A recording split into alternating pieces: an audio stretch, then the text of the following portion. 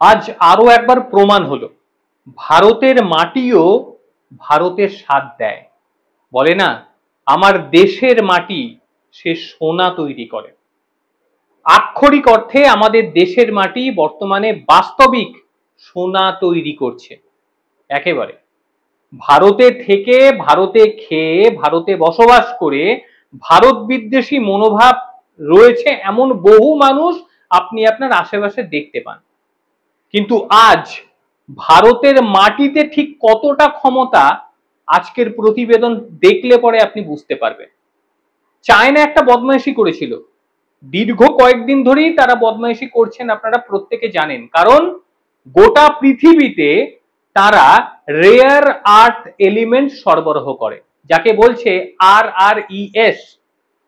সেই সরবরাহ শৃঙ্খলে বাধা সৃষ্টি করছে চায়না।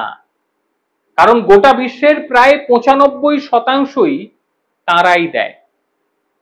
এবার তারা ঠিক করে যে এই দেশকে দেব তো ওই দেশকে দেব না, ওই দেশকে দেব তো এই দেশকে বাদ দেব।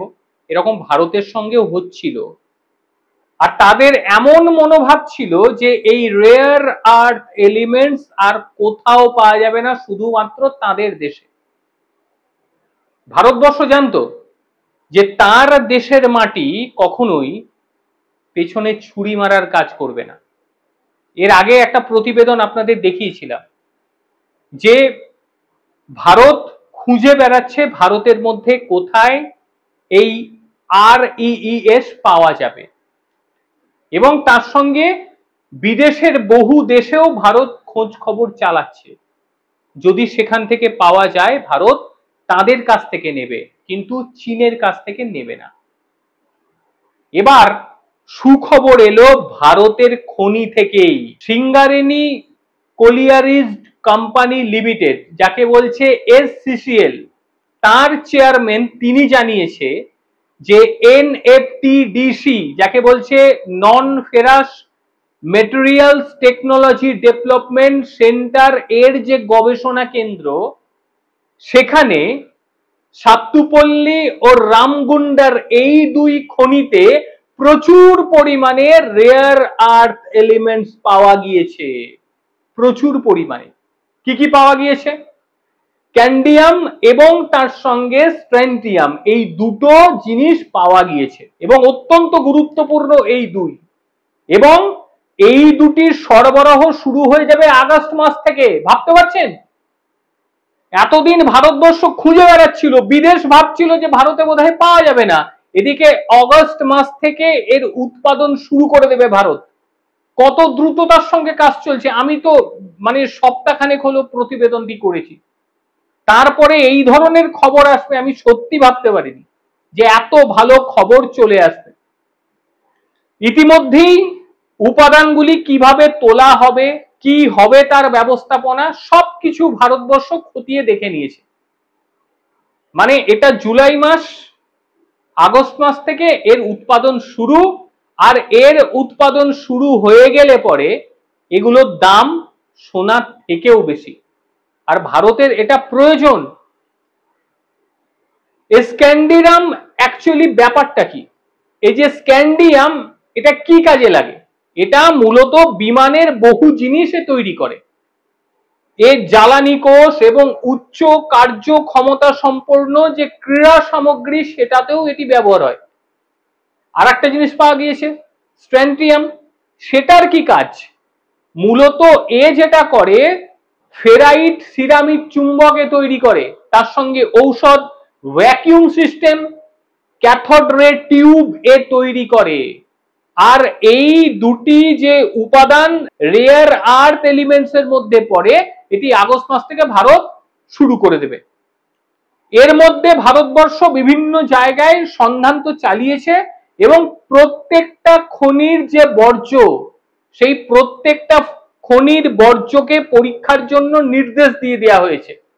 এবং একই সঙ্গে এই RREর যে প্রাপ্যতা, এই প্রাপ্যতা বা এর যে শৃঙ্খল, এই শৃঙ্খল যাতে কোনোভাবে ভেঙে না পড়ে, সেই কারণে বাণিজ্য শিল্পমন্ত্রী পীযূষ গোয়েল তিনি চীন থেকে রপ্তানি করতে যে স্থগিতাদেশ, তারপর বিশ্বকে সতর্ক করেছিল তিনিই প্রথম, এবং বলেছিলেন চীন কিন্তু হুমকি প্রত্যেকের জন্য। আপনারা অন্যান্য ব্যবস্থা করুন। ভারতবর্ষ, অস্ট্রেলিয়া, আর্জেন্টিনা, ব্রাজিল, চিলির মতন বিকল্প জায়গা থেকে এই রেয়ার আর্থ এলিমেন্টস আনতে শুরুও করে দিয়েছে এবং ভারতবর্ষ সেখানে উৎপাদনও করছে। গোটা পৃথিবীর মধ্যে চীন প্রায় 60% উৎপাদন করে তারাই, কিন্তু সরবরাহ করে 90% প্রক্রিয়াজাত করে। কেন এত বেশি পরিমাণ? কারণ তারা বিশ্বের অন্যান্য জায়গা থেকে কাঁচামাল কেনে, দিয়ে নিজেরাই প্রক্রিয়া করে বাইরে বিক্রি করে বেশি দামে, এবং গোটা পৃথিবীর একচ্ছত্র অধিকার তারা নিয়ে বসে রয়েছে। এরই মধ্যে আরো একটি সুখবর এসছে ভারতের জন্য। মার্কিন ভূতাত্ত্বিকের যে জরিপ, সেই জরিপে দেখতে পাওয়া যাচ্ছে যে ভারতে এখনো পর্যন্ত জাস্ট কিছু এলাকায় এটা সন্ধান চালানো হয়েছে, 6.9 মেট্রিক টন রয়েছে এখনো পর্যন্ত রেয়ার আর্থ এলিমেন্টস, এটা অনুমান করা হচ্ছে, যা ব্রাজিলের পর বিশ্বের তৃতীয় বৃহত্তম, এমনটাই ইঙ্গিত পাওয়া যাচ্ছে। আর এটা যদি ফুল ফেজে উঠতে শুরু করে দেয় তাহলে তো আর বলার কিছুই নেই। এখানে বলা হচ্ছে ভারতের যে বালি, খনিজ বালি, এই খনিজ বালিতেই প্রায় 1/3 এই সম্পদই রয়েছে। মানে আড়াআড়ি এটা সংগ্রহ করার জন্য উপযুক্ত ব্যবস্থা ভারতকে গ্রহণ করার জন্য বলে দেওয়া হয়েছে। ভারতকে কি বলবে, ভারত তো আগে থাকতেই এটার ব্যবস্থা নিয়ে ফেলেছে। এর সঙ্গে গুরুত্বপূর্ণ যে সমস্ত খনিগুলি রয়েছে তার সরবরাহ বৃদ্ধির জন্য, যেমন জম্মু কাশ্মীরে সেখানে আরো বেশি পরিমাণ লিথিয়াম পাওয়ার জন্য অনুসন্ধান শুরু হয়ে গিয়েছে। ভারতের সমস্ত কটি যে খনির বর্জ্য, সেইগুলোকে পরীক্ষা নিরীক্ষা শুরু করেছে ভারতবর্ষ, কারণ খনিজ বর্জ্য থেকেই কিন্তু এগুলো পাওয়া গিয়েছে। যে দুটোর নাম করলাম আমি, খনিজ বর্জ্য থেকে।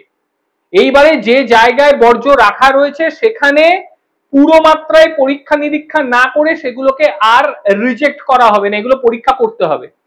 এবং গোটা পৃথিবীর মধ্যে এই যে রেয়ার আর্থ এলিমেন্টস, এটা বিভিন্ন কাজে লাগে, বিভিন্ন কাজে, একেবারে হিরে থেকে জিরে পর্যন্ত এটি লাগে। চিকিৎসা ক্ষেত্রে লাগে, বিভিন্ন ঔষধে লাগে, চিকিৎসার বিভিন্ন সামগ্রীতে লাগে, এছাড়াও মহাকাশ গবেষণায় লাগে, মহাকাশ বিজ্ঞানে অত্যন্ত এটি দরকার।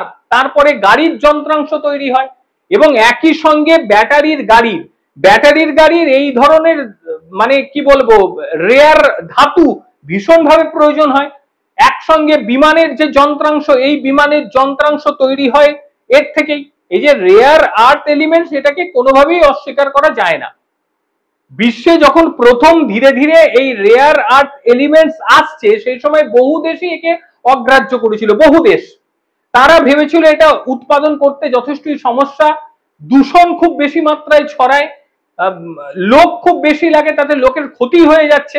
কাজেই পুরো দায়িত্বটা দিয়ে দিয়েছিল চীনের ওপর। চীন বুদ্ধিমান, তারা বুঝে নিয়েছিল যে ভবিষ্যতে আমরাই শাসন করব, যে কারণে বলছিলাম না প্রায় 60% তারাই উৎপাদন করে ফেলছে, এবং তার সঙ্গে মানে প্রক্রিয়া করছে বিভিন্ন দেশ থেকে এনে, মানে মাটি মানে খনন যখন করছে সেগুলোকে এনে নিজেরাই প্রক্রিয়া করে বাজারে বিক্রি করছে। 90% মার্কেট ধরে রয়েছে তারা।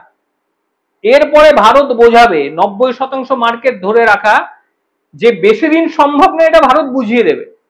এই আগস্ট মাস থেকে যখন উৎপাদন শুরু হবে তখন যে শুধুমাত্র ভারতেরই কাজে লাগবে তা তো নয়, গোটা বিশ্ব ভারতের দিকে তাকিয়ে রয়েছে। মানে গোটা বিশ্বের তৃতীয় হতে চলেছে ভারতবর্ষ এগুলি উৎপাদনের ক্ষেত্রে।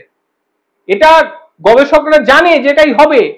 একেবারে প্রথমেই প্রতিবেদনের শুরুতে বলেছিলাম না যে ভারতের মাটি পর্যন্ত বেইমানি করে না, কিন্তু ভারতের কিছু মানুষ, তারা আদতেও ভারতের কিনা আমার জানা নেই, তারা বেইমানি করে। এই যে প্রতিবেদনটা করলাম না, এটা নিয়েও দেখবেন বিরূপ প্রতিক্রিয়া আসছেই। আপনি দেখবেন নিচে লেখা, গতকালের ভিডিওতে তো দেখলাম যেভাবে মন্তব্যগুলো করছে, নামগুলো থেকেই বোঝা যায় যে তারা কে, কোথায় বাড়ি, কি করতে চাইছে তার। কাজেই এই সমস্ত অভদ্র লোকগুলো আসুক, বক্তব্য দিক, তাদের ঝাড়ার দায়িত্ব আপনাদের। আমি কিছু বলবো না, তাদের ঝাড়বেন আপনারা, আমি খুব ভালো করে জানি। এবং আমি প্রত্যেকের কমেন্ট পড়ি, এটা কিন্তু ভাববেন না যে আপনারা লিখছেন আমি পড়ছি না, আমি প্রত্যেকের পড়ি। হয়তো সময়ের অভাবে পারি না, হয়তো ভিডিও আমি এটাই করছি, কিন্তু যেহেতু আমি নিজে একজন সাংবাদিক, আমাকে তো কাজ করতে হয় অন্য জায়গায়, হয়তো জবাব দিতে পারি না। যাই হোক, আজকের এই ছোট্ট প্রতিবেদন আপনাদের জন্য করলাম, কিরকম লাগলো বলুন? আমার তো খুব ভালো লেগেছে। ভারতের মাটি এই ধরনের জিনিস উৎপাদন করবে এটা সত্যি ভাবতে পারছি না। মানে সবটাই কিন্তু সোনা হয়ে যাচ্ছে। আর গোটা ভারতবর্ষে যেখানে যেখানে খনি রয়েছে, সেই খনির যে সমস্ত বর্জ্য রাখা রয়েছে সেগুলো কিন্তু পরীক্ষা নিরীক্ষা শুরু হয়ে যাবে সামনে মাস থেকে। এই মাসেও বিভিন্ন জায়গায় পৌঁছে গিয়েছে। আজকের প্রতিবেদন আপনাদের ঠিক কিরকম লাগলো অবশ্যই জানাবেন। আর ভারতের এই যে রেয়ার আর্থ এলিমেন্টস যেটা পাওয়া যাচ্ছে, এটা ভবিষ্যতে ঠিক কোন জায়গার ইঙ্গিত দিচ্ছে, কি বলবেন আপনারা অবশ্যই জানাবেন। প্রত্যেকে ভালো থাকবেন, সুস্থ থাকবেন। আবারও দেখা হবে অন্য কোনো দিন অন্য কোনো ভিডিওতে। ততক্ষণের জন্য নমস্কার, ভালো থাকবেন।